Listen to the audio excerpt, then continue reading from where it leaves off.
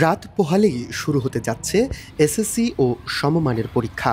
তবে ব্যস্ততা নেই কিশোরগঞ্জের বিন্নাটি ইউনিয়নের কয়ারখালী উচ্চ বিদ্যালয়ের ১০ শিক্ষার্থীর।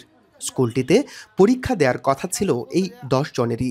তাদের অভিযোগ, প্রধান শিক্ষকের গাফিলতিতে প্রবেশপত্র না পেয়ে আরও ১ বছরের জন্য পিছিয়ে পড়ার দুশ্চিন্তায় তারা। বান্ডেল থাকলে প্রতি সেনমানিতে টাকা বাঁচবে। বিকাশ সেনমানি বান্ডেল কিনে জিতুন প্রতি লেনদেনে।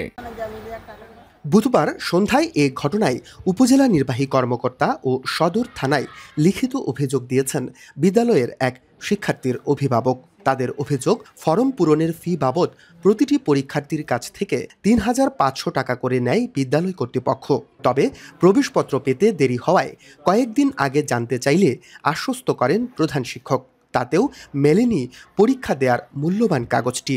এখন শিক্ষকরা উল্টো বিভিন্ন হুমকি দিচ্ছেন বলে অভিযোগ করেন অভিভাবকরা। স্যারে বলে যে স্টুডেন্টের লাইফ নষ্ট হবে, মানে কি একটা বছর গেলে কাজ হবে, এটা কি ব্যাপারে? ৮ তারিখ গেছি স্কুলে অ্যাডমিশনের জন্য, কিন্তু টিচার আমাদেরকে দেয় নাই। পরীক্ষা আগের দিন যদি জানতে পারি আমরা যে আমরা পরীক্ষা দিতে পারবো না, তাহলে কিসের জন্য লেখাপড়া করলাম? 10 বছরের মাধ্যমে একটা পরীক্ষা, সেটা আমরা দিতে পারবো না, কারণ অ্যাডমিট আসে নাই স্যারের জন্য। এদিকে ওয়েবসাইট জনিত সমস্যার কারণে তাদের প্রবেশপত্র আসেনি বলে দাবি কয়ারখালী উচ্চ বিদ্যালয়ের প্রধান শিক্ষকের।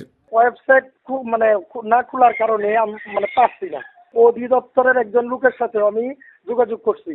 আমি ওই ছাত্রগুলো ওদের যে অর্থটা হয়েছে, অর্থটা আমি ব্যাক দিব। বিষয়টি ঊর্ধ্বতন কর্মকর্তাদের জানানো হবে বলছেন জেলা শিক্ষা অফিসার। থেকে পরীক্ষা এই মুহূর্তে এটা কতটুকু সম্ভব এটা আপনারাই বুঝেন। একরকম প্রতারণার শিকার হচ্ছে।